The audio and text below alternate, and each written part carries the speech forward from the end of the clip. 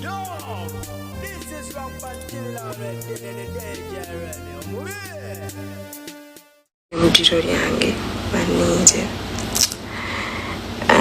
kubanga godfather yanfayirinze kyoky omusango and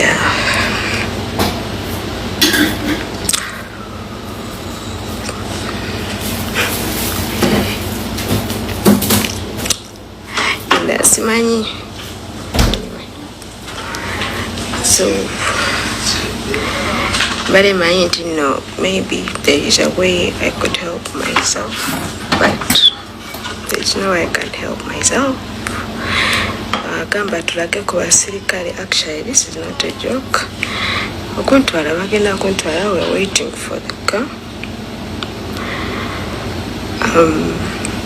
and I'm going to prison. So Mababuza, which help do you want? I think now Godfather doesn't need anything.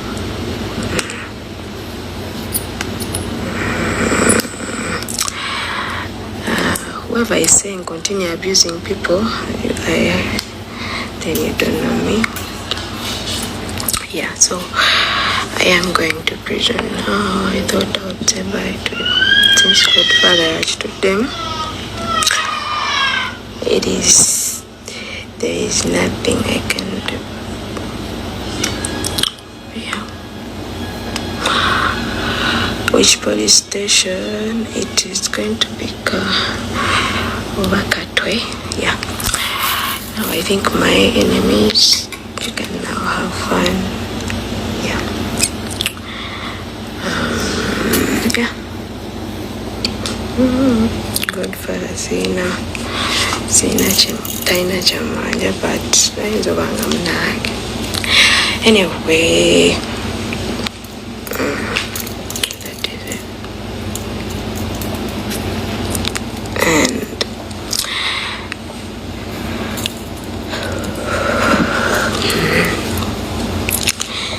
so that is it. So I'd like to say bye-bye, and kubanga mbadde nzenga mayinja kunonya buyambi, but they said it's Godfather. Never know it's Godfather who has said, and yeah, I am going. So kati byebyo nno tewaliwo wano katemba, and I would wish to tell everyone here, this is not actually a joke. It is not katemba. Yeah, it is real. And yeah. So I would say bye-bye. Ndoza kakati kansubire wenavira mukomera mnenga munange kati mwe musinga following bakisha bani, but anyway that doesn't matter. But one thing I can tell you is first of all, kasoke malo collation. So male collation. Yeah, I want to say that thank you very much for everyone who has been there to support me. For everybody who supported me, I would really say thank you very, very much.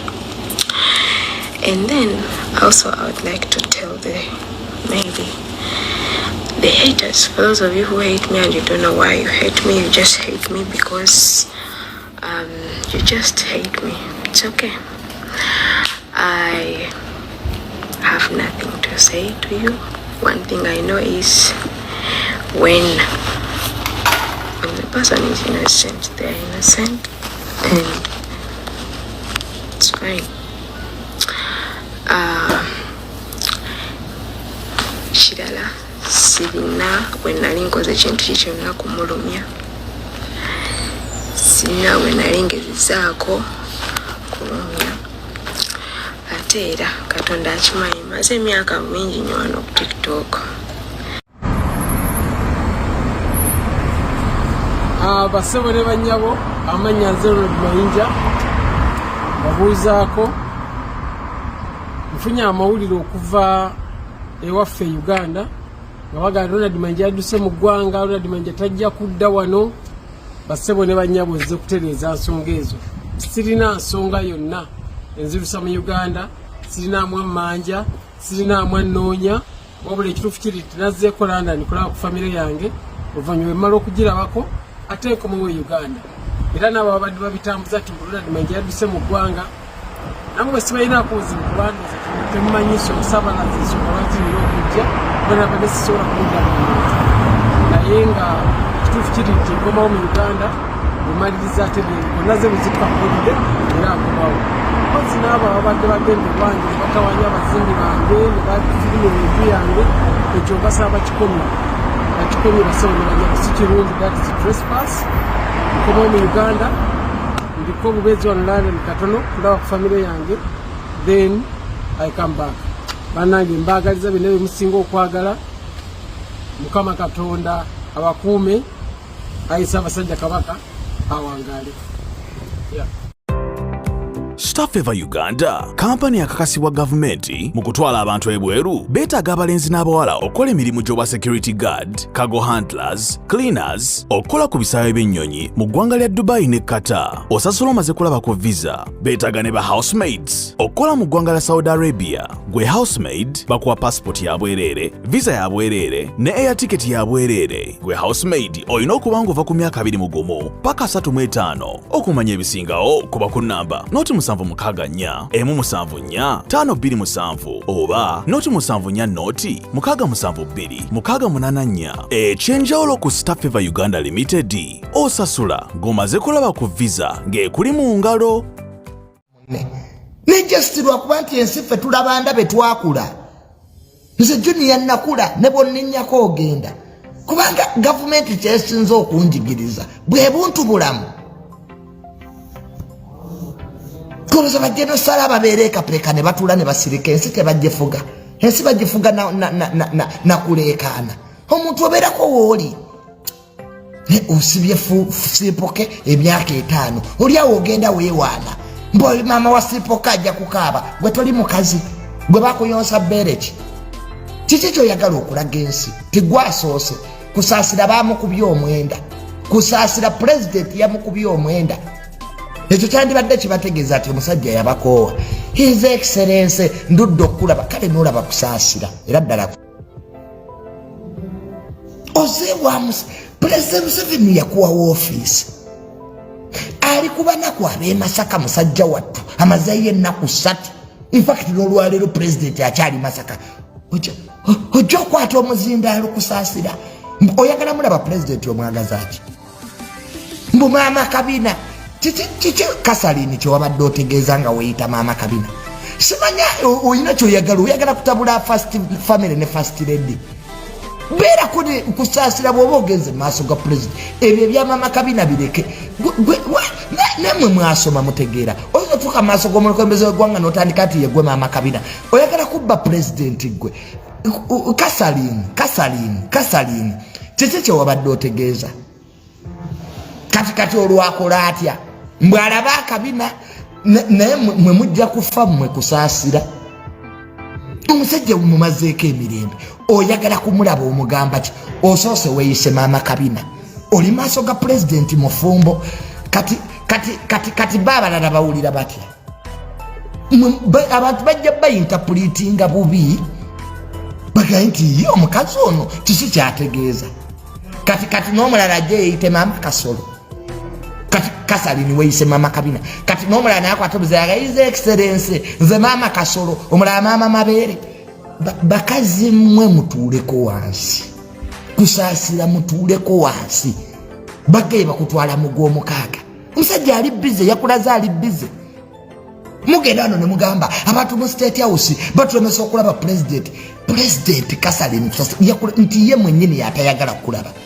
Era yakuwadde mu gw'omukaaga because he's busy.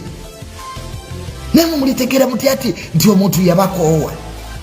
Nemu mwewubako president nemu mwewubako muleke President Museveni akole. Akuwadde woofiisi era agayo oli mugagga. President w'eggwanga watuukiruga ati oyo mukazi mugagga. Abaalaze abantu nti tokkuta oli wa Kamero.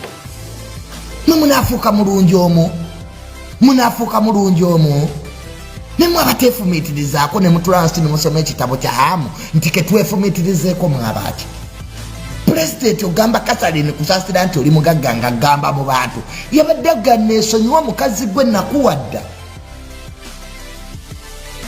mugumireeko ne bye muyina bye mufunyeeko bimala muleke ensi naye eryeko abantu bali Masaka banoonya bululu banaku bazibu Kusasira bakuwa vyeit Kusasira ne bakuwa omulimu gwa advisor kyekyabadde kikututte mbunze Maama Kabina His Excellency nze atuuse oyinza okweyanjula bwoti oti gwe Maama Kabina kati anaddako aga nti ye Maama Mabeere omulala ye Maama Kasolo ensi mwagala bakazimmwe kiki kye muliko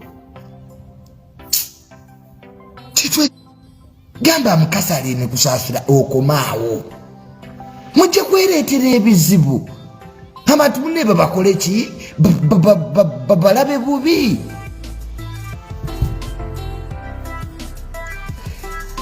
Ronald mayinja kati sekisokera maaso ga President Junior mbunkutu omuzindaalo mbuyize Excellency nze muzukulu otamale mirundi Junior era nga Junior komaawo famire yammwe nagiwadda nze nswala n'okudda maaso ga President Masabeki musajja wattu kyatatuwadde tatange yamuwa abakuumi akumibwe mundu nga 8 sigera zisize kudda wa President kati Musabeki musajja wattu kyatampadde nswala n'okuswala era nga Junior komaawo nakusomesa nenkuwa omulimu famire yammwe buli omu ali mu gavumenti kati President munenyezeewo nange nzije tesisya bintu byakuswala bakuswalizaawo